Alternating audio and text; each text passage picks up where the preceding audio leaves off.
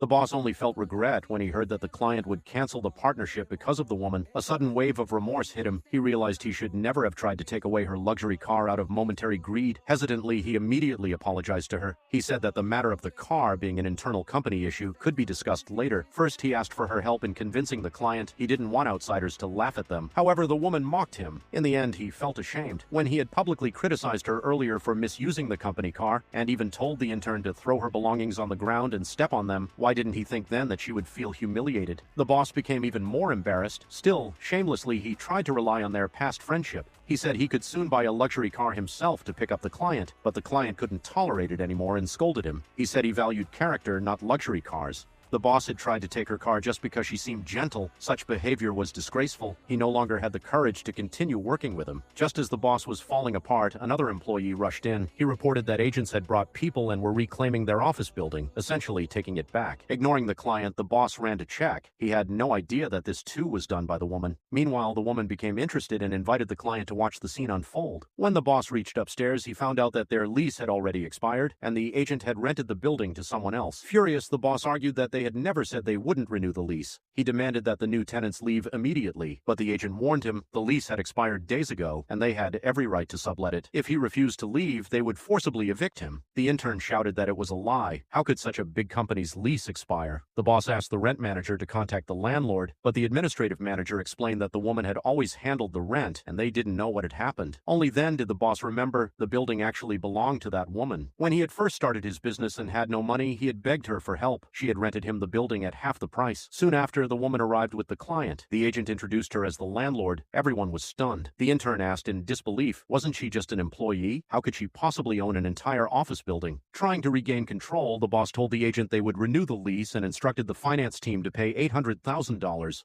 But the new tenant burst out laughing. He mocked the boss for being shameless. $800,000 a year was far too low. They were paying the woman $3.2 million annually. He told the boss to leave. Completely broken, the boss lashed out at the woman, accusing her of taking both the car and the building. It was too much for him to handle. But the woman calmly replied that she could take back her own things any time. The boss became even more shameless. He declared they wouldn't leave without another office. What he didn't realize was that the new tenant was a loan shark gang. They couldn't tolerate his arrogance any longer and began preparing to take action. Subscribe for next part.